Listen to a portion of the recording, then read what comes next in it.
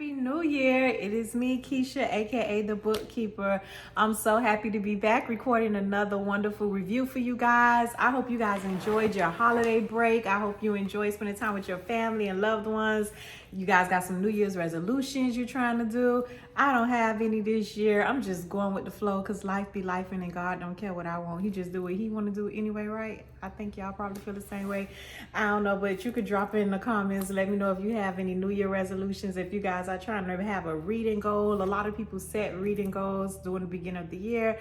And I'm happy to say that I'm kicking the year off at a ongoing pace. So remember, I told you guys that I was not going to be reading any more books until the new year because I had a friend who was doing a nice special Christmas gift for me and getting me books, and she did not disappoint. So I got my books boxes on Christmas Day, and I was able to she gave me the okay, like the New Year's Eve, to go ahead and open one of the boxes that she had. So in that first box, I had 2 books. That's right, 2 wonderful books. I put them both in the category of self-help. We got our forever First Lady, Michelle Obama, The Light We Carry, and then we got the beautiful your sis homegirl, Sarah Jakes Robert, Don't Settle for Safe.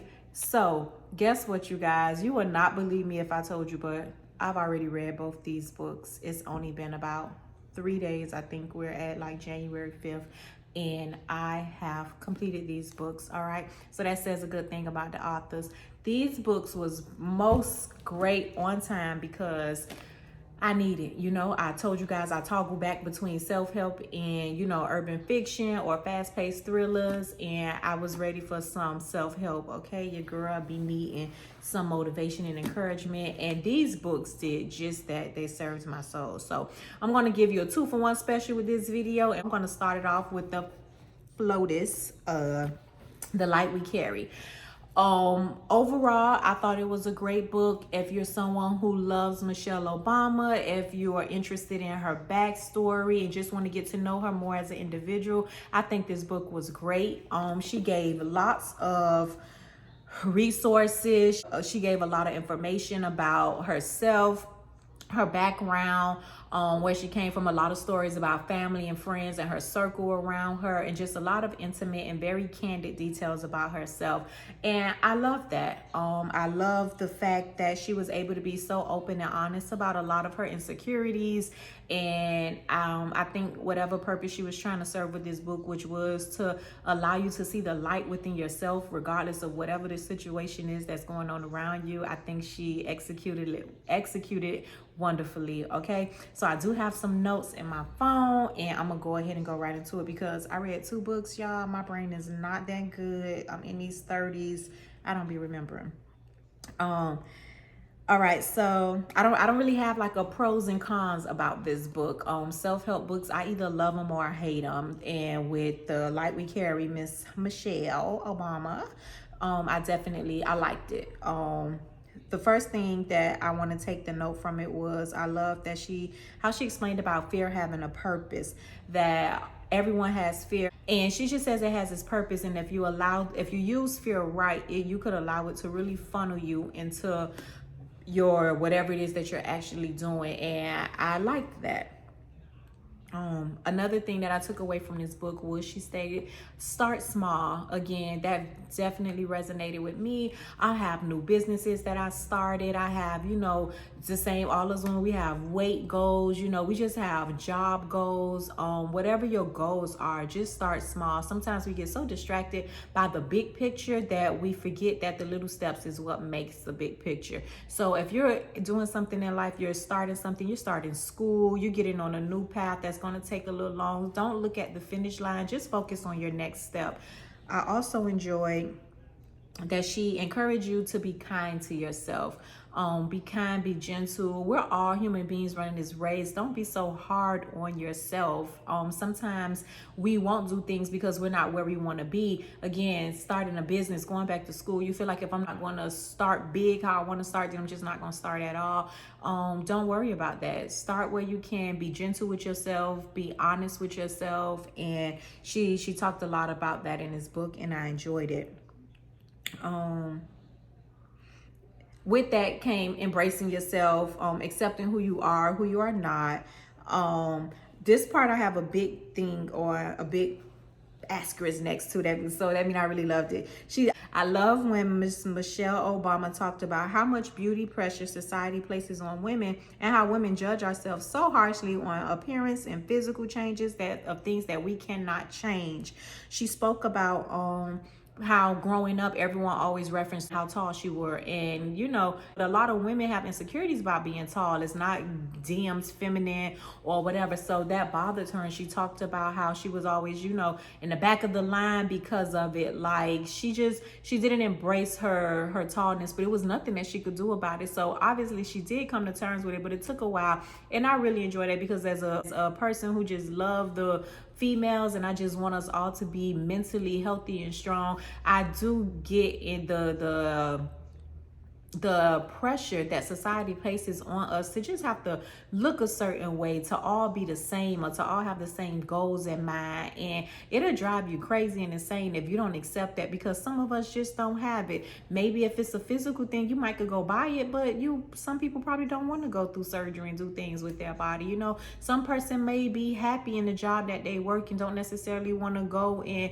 climb the corporate career ladder to get somewhere else, because society states, you know, you have to be the boss woman, you have to go after and get your own. Like whatever it is, whoever you are in your core, that you know, just be true to it and accept it. The pressure that society puts on women, it's crazy, and I don't know, but I really enjoyed her being so open and candid about that. She talked about her children.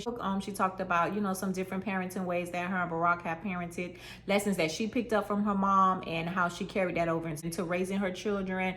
And that was really good. So again, if you're kind of looking on a little guidance, it's not a big chapter about it or a big section, but ultimately it gave some of that. So it was very relatable for any woman, any career working woman, anyone trying to start businesses and just funnel your way through life. Like I think the book resonated with so many women, and that's why I think she's our forever first lady, because she just has something about her that allows her to connect with all of us.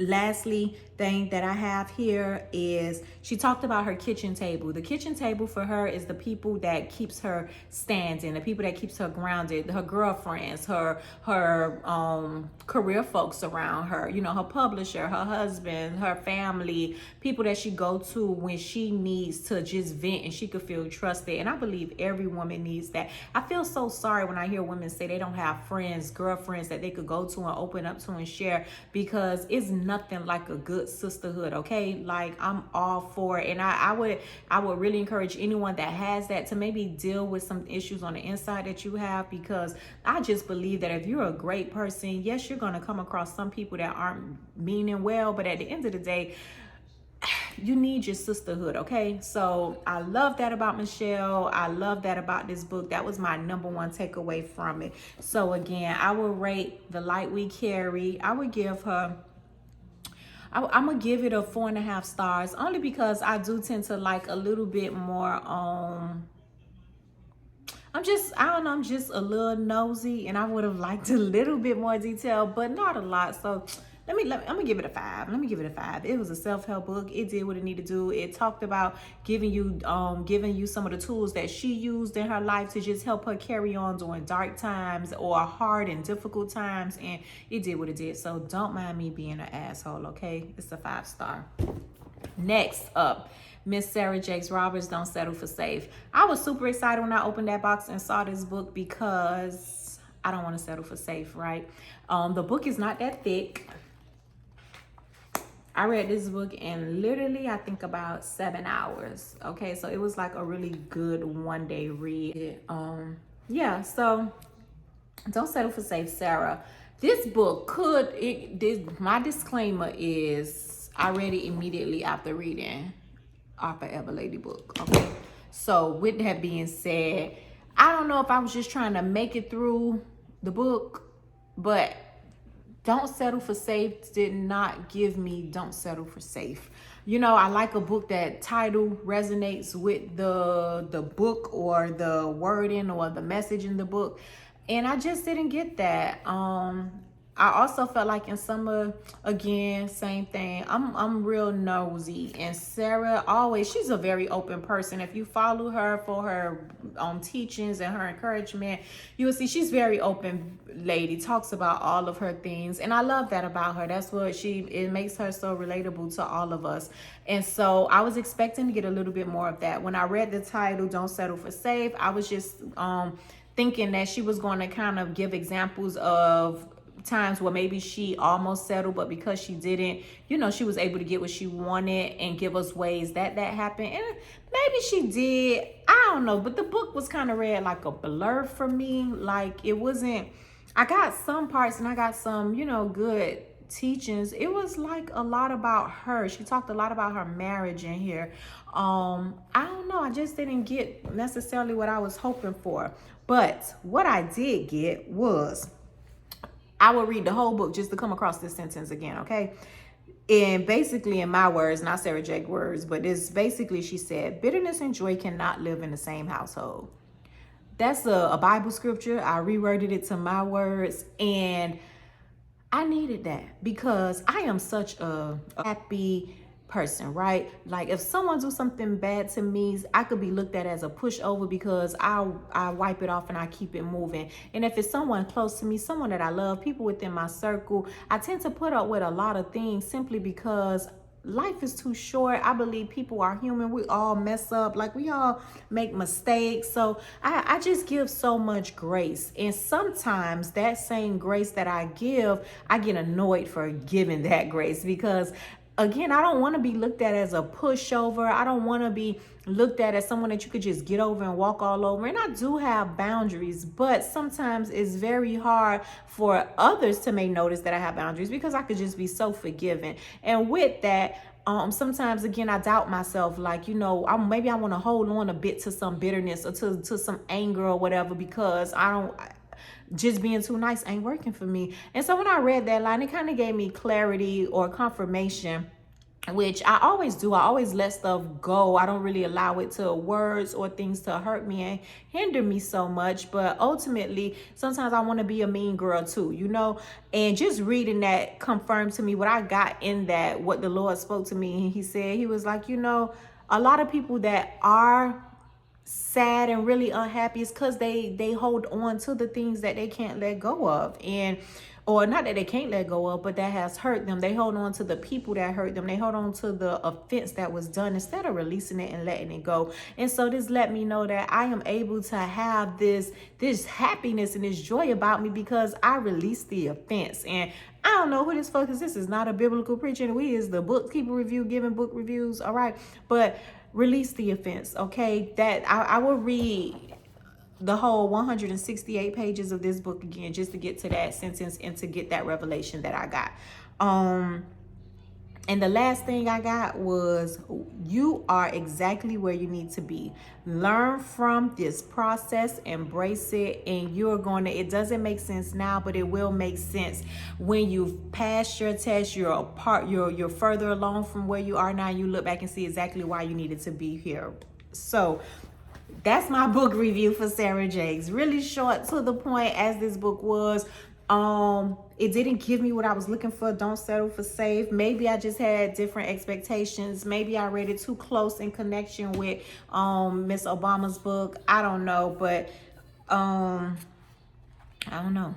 Yeah, so that was it. But I got those two things, and I needed those two things, so I'm happy and I'm grateful for it. So thank you guys for this review. And with that said, you're going to get to see what our next book is going to be, because what my friend did for Christmas was she gave me a whole bunch of boxes. So she made me little personalized book boxes. So when I get finished one book, I go and I get a box, and I don't even know what's in store.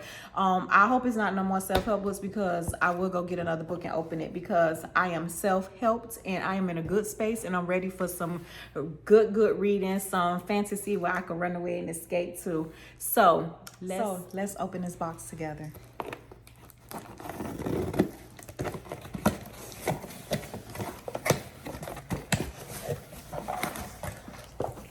Oh my gosh, let's see. Oh, this is so cute. Today's prayer. So I got a little today's prayer, and it says, the name of the Lord is a fortified tower. The righteous run to it and are safe. How cute is that? I love this. Inside my book box, I also have another, like a coloring card, so I could color when I want to just meditate or just let my creative juices flow. I could color, and this one says, "Let everything that has breath praise the Lord." So this is cute. I hope you guys can see it.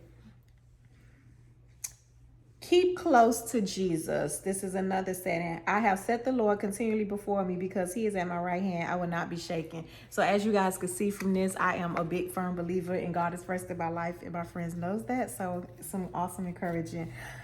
This box has 2 books. Listen, she did not. Oh, yes. Exactly what I needed and what I wanted. Okay. Next up, we have Between the Perfect Liar and the Nowhere Child. I have never heard of the Nowhere Child, and I think I like that title. I want to see the child from nowhere. The Perfect Liar, I think I saw this book before. I have not read any reviews, but reading the title of it, it seems like something that I definitely would want to read. I want to know what's going on. Who's lying? Why are they perfect at it? So I don't know which one we're going to start off with. I don't know if the next book review is going to be on 2 books or maybe just 1, but we're gonna test it out. And with this, I also have a puzzle that I could do. All right. So yeah, this is really cute. So it takes a month for me to do. Typically, me and my daughter do our puzzles together. So she gonna definitely help me with this one. My last box had a puzzle piece of 500. We're gonna save that one for later on in the summertime, but 350 I think we could do. All right, let's see.